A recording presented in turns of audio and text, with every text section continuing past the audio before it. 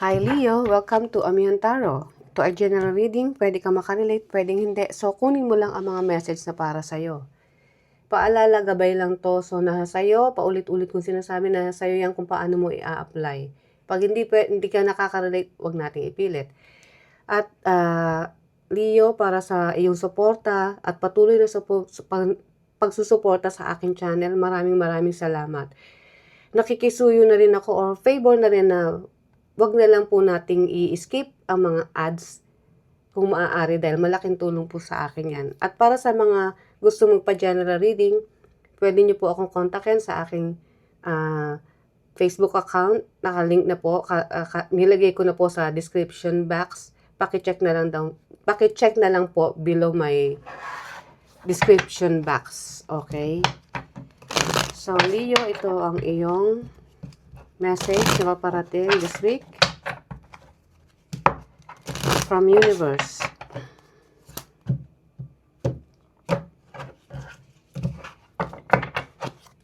So, para sa mga napadaan sa akin channel, please subscribe para sa mga hindi pa nakaka-subscribe at share, like, and comment na rin.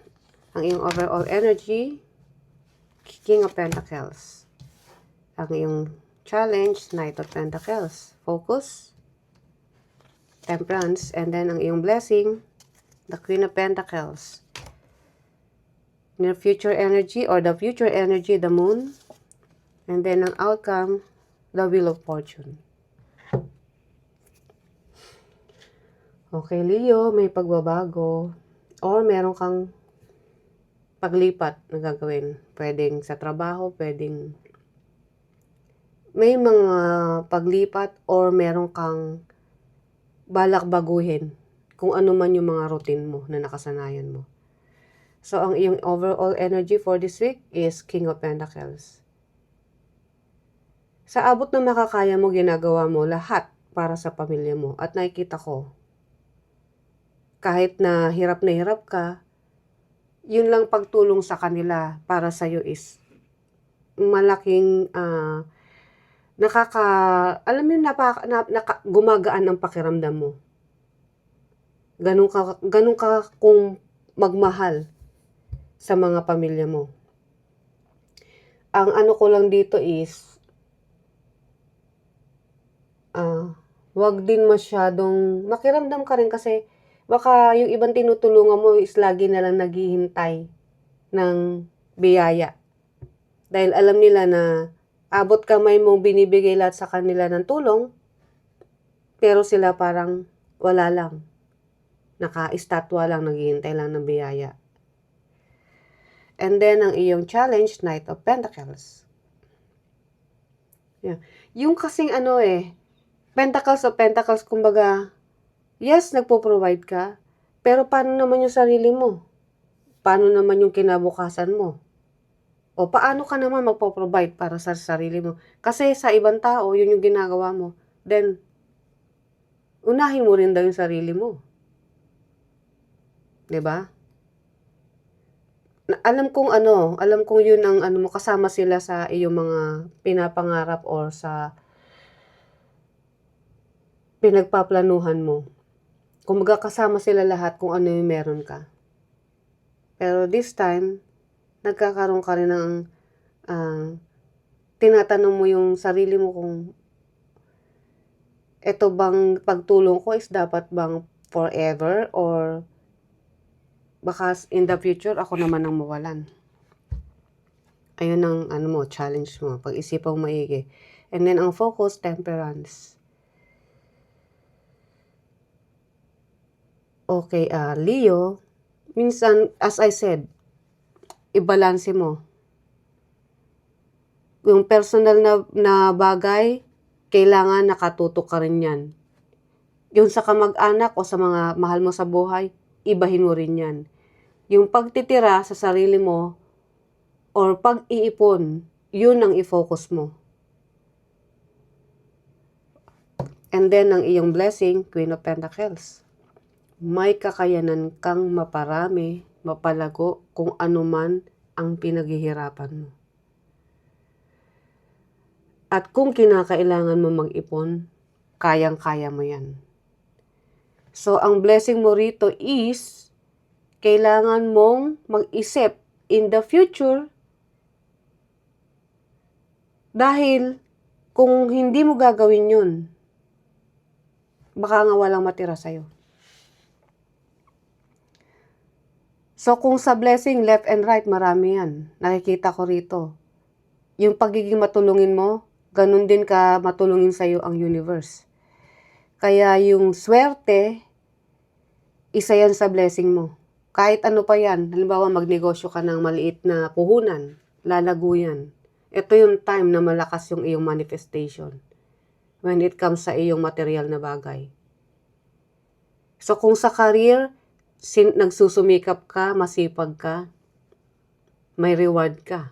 Hindi mo ine-expect na isang araw na lang, hindi mo akalain na may magbibigay pala sa'yo ng reward or bonus na hindi mo inaakala. And then, ang iyong future energy, the moon.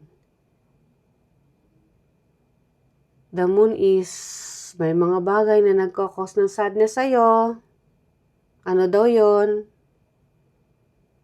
Hindi, ito ba is, dahil nga nararamdaman mo na rin na sometimes parang pasan-pasan mo na ang daigdig o ang mundo? Na kailangan mo na rin daw maging aware. Kailangan mo ng maliwanagan. Dahil baka itong mga tinutulungan mo, in the end is, wala rin palang itutulong sa'yo. O magiging burden na lang in the future. Or bigat, nakakargahin mo. And then, ang the wheel of fortune, ang iyong outcome. Yeah, hindi ko alam kung babaguhin mo na ba ang pagtatrato mo or dito ka magdidesisyon na okay, this time ako naman, sarili ko naman. Or literal na babaguhin mo na kung ano yung kinagisnan mo, which is eto nga yung pagiging sobrang matulungin mo or sobrang care.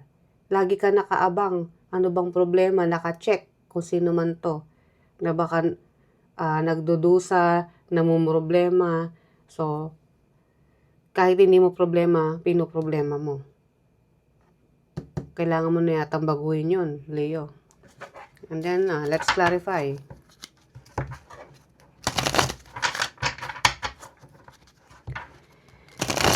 Universe, ano ang paparating na message kay Leo this week?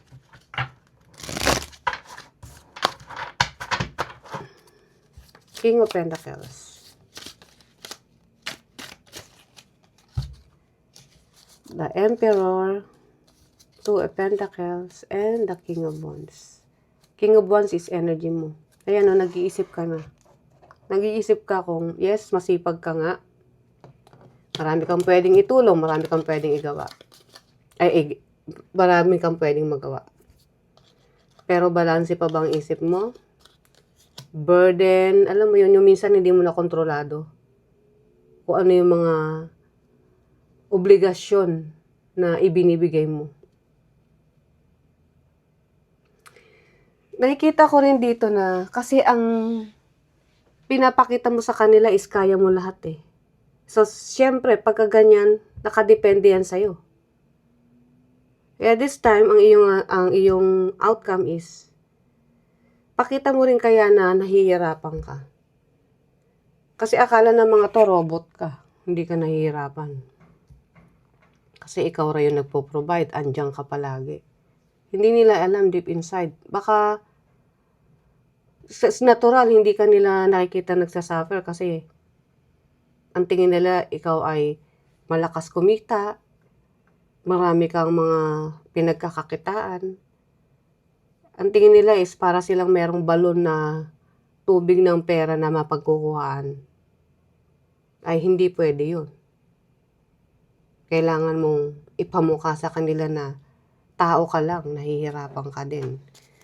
At ang katawan, bumibigay din minsan.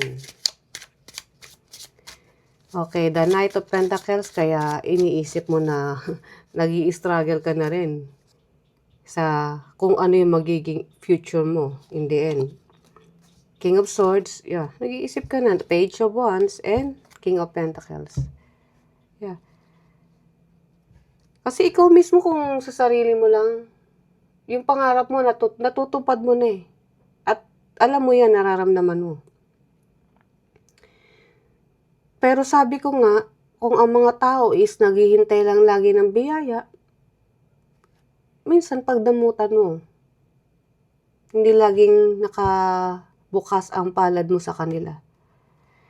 Kaya mag-isip ka rin. Alam ko naman na kasama mo pa sila sa ano mo eh, sa buhay mo. Yan na yung pinangako mo. Pwede nga literal na ipinangako mo kung sino man to na hindi kita iiwan sa hirap at ginhawa. Pero, ano mo din, yung pangako kasi, yes, pwede mong sabihin yan, pero it depends kung paano ina-absorb ng ibang tao yung pakikisama mo o pagtulong mo sa kanila. Maganda kung tinutulungan mo, nagsusumikap din sila. Yan, okay lang. Magaan sa pakiramdam. Pero yung kakarguhin mo sila forever or andyan lagi sa tabi mo, nakadepende, yan, medyo mag-isip-isip ka na. Ang focus, temperance. Kaya pala, ayan, lumabas na agad-agad. 10 of Wands, 3 of Swords, and the Tower. See? Magkakaroon ka na rito ng reality check, Leo. Kasi parang yung obligasyon talagang ibinuhos na sa'yo. Kasi nga, yan yung pinoportray mo sa kanila eh. Kaya mo lahat. Ikaw si Leo na laging maaasahan. Yan yung pangako mo. Hindi mo iiwan. Pero tignan mo. 3 of Swords, 10 of Wands. Ikaw mismo, nakakaramdam ka na rin ng pagod.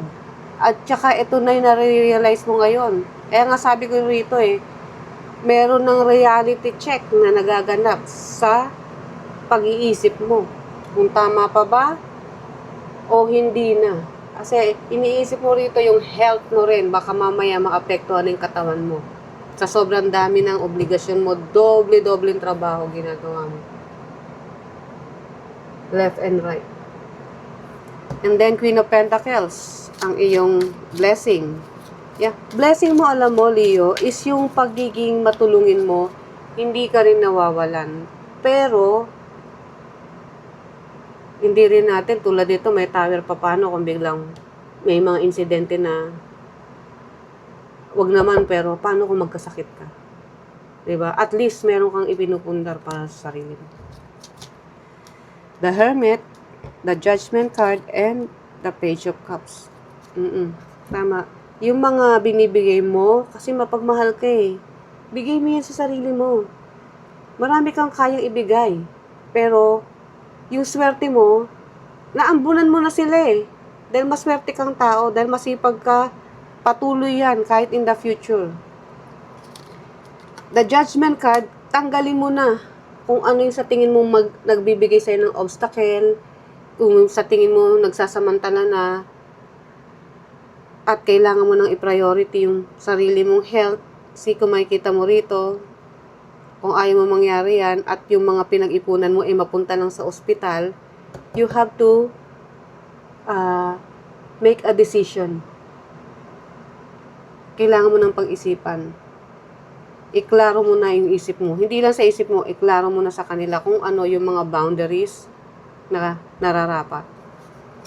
Kasama na dun yung boundaries sa pagtulong. The Moon, ang iyong future energy. 10 of Cups, 6 of Swords, and the 7 of Cups. 7 of Cups. Alam mo na, ganito yan. Kasi ang involved dito is yung malalapit na tao sa, puso mo. Pero ikaw mismo, naguguluhan ka na rin. Nagkukos na sa'yo ng minsan, alam mo, yung pagpili na gusto mo ng sarili mo muna, hindi sila kasama, sa'yo masakit yun. Pero sinasabi rito na, bakit hindi mo subukan? Minsan, hanapin mo yung sarili mo. Pumunta ka sa mga lugar na sa tingin mo magkakaroon ka ng peace of mind. Doon mo makikita kung masaya pa ba o hindi ang magbigay ng never-ending na tulong sa kung sino man tong mga tinutulungan mo. Kasi baka mamaya, kasama mo sila sa pangarap mo, and then, kinatagalan, kahit na buhos-buhos sa'yo ang grasya, paano naman kung ikaw naman is, yun nga, magkasakit, di mapupunta lang dun yung mga pera mo. Baka pag hinanap mo tong mga to, mag-isa ka na lang. Layasan ka. Or, hindi man layasan, hindi mo mahagilap. So, this time, since itong blessing mo, the judgment card, ikaw na ang magdidesisyon para magkaroon ng limitasyon. At ang desisyon na yan ay sa sarili mong kapayapaan, which is 6 of Swords. Matututo ka in the future. And then, ang iyong outcome, the Wheel of Fortune, Page of Cups, 9 of Swords, and the Death card. See, the Tower is changed. Biglaan. Maski sila masyashock na magsasalita ka ng ikaw muna, kasi baka mamaya magkasakit ako, pahinga muna ako sa pagtulong. So, sa kanila, parang malaking gulat yun. Pero hindi. Kailangan mong gawin yun. Kasi ang outcome is the Death card. Magkakaroon dito ng bigla ang pagbabago, pero pagbabago sa'yo ay maganda. Sa kanila, kung hindi nila tinitreat na maganda yon, well, sa'yo, mas maganda yon kasi panimulang pagkikare mo sa sarili mo, paniwalang pagpo-focus mo sa kung ano yun dapat. Kasi kung hindi mo gagawin yan, stress, panghihinayang, bakit na sobra ng tulong, ngayon hindi ka makatulog. Dahil nga, nag-aalala ka na rin para sa sarili mo. But, kailangan mong tapusin yun. Para maiwasan kung ano man yung mga issue na hindi na dapat maging issue in the future. So, Leo, ito ang last na message para sa universe this week. Successful funding. Your idea is divinely guided. See? Divinely guided ka ng Panginoon. Kaya nga maswerte ka eh. Hindi ka na nawawala ng biyaya. Hindi ka na uubusan. Lagi sila na niya dyan. Supported by the same infinite wisdom of God that gave you the idea. Do not allow money concerns you to prevent you from turning it into reality. Crowdfunding, partnership, and other investments are available to help you. See, ang daming tulong. Ang daming tulong na maano sa'yo. Pero, piliin mo kung kailan at hanggang saan lang yung pagtulong mo sa iba. So, Leo, itong yung reading. I hope na gustuhan mo ang aking reading. See you ulit sa mga susunod pa. Bye!